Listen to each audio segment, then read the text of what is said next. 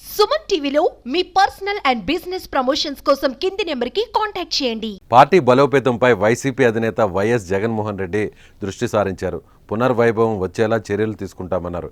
ఇప్పటికే ఓటమిపై కీలక నేతలతో చర్చలు జరుపుతున్న జగన్ వారి సమస్యలు వింటూ కీలక నిర్ణయాల వైపు అడుగులు వేస్తున్నారు. మాజీ ఎమ్మెల్యేలు, ఎంపీలు పార్టీ వీడుతుండడంతో దిద్దుబాటు చర్యలు కూడా చేపట్టారు. పార్టీ పదవుల్లో మార్పులు చేర్పులు చేస్తున్నారు.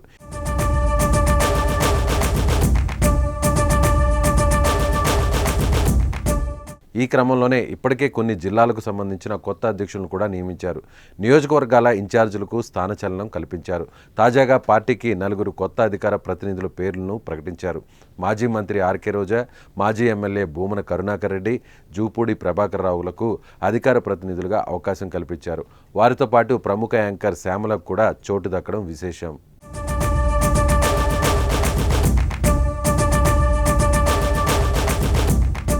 గత అసెంబ్లీ ఎన్నికల్లో యాంకర్ శ్యామల వైసీపీ తరపున విస్తృత ప్రచారం నిర్వహించారు. జగన్మోహన్ రెడ్డిని గెలిపించాలంటూ ఊరు వాడ తిరిగారు. పవన్ కళ్యాణ్ బరిలో నిలిచిన పిఠాపురంలో శ్యామల ప్రచారం విస్తృతంగా చేశారు. ఈ సందర్భంగా ఆమె చేసిన కామెంట్స్ సోషల్ మీడియాలో అప్పట్లో వైరల్గా మారాయి. ఆ సమయంలో శ్యామలపై ట్రోలింగ్ సైతం జరిగింది. అయినా కూడా ఆమె వెనక్కు తగ్గకుండా ప్రచారం కొనసాగించి అధినాయకుడు దృష్టిలో పడ్డారు. ఇక ఓటమి తర్వాత శ్యామలకు జగన్ కీలక పదవి కట్టబెట్టారు.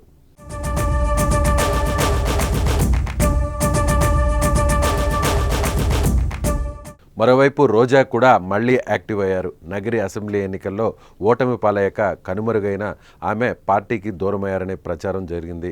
సోషల్ మీడియాలో అకౌంట్లో వైసీపీ నేమ్ కూడా తొలగించడంతో పార్టీని వీడుతున్నారంటూ కథనాలు వచ్చాయి. అయితే రోజా తాజాగా జగన్తో సమావేశమయ్యారు. తాడేపల్లిలో జగన్ నిర్వహించిన తిరుపతి జిల్లా వైసీపీ నేతల సమీక్షలో పాల్గొనేందుకు వచ్చారు. తిరుపతి జిల్లాలో పార్టీ పరిస్థితిపై జగన్తో ఆమె తన అభిప్రాయాలను పంచుకున్నారు.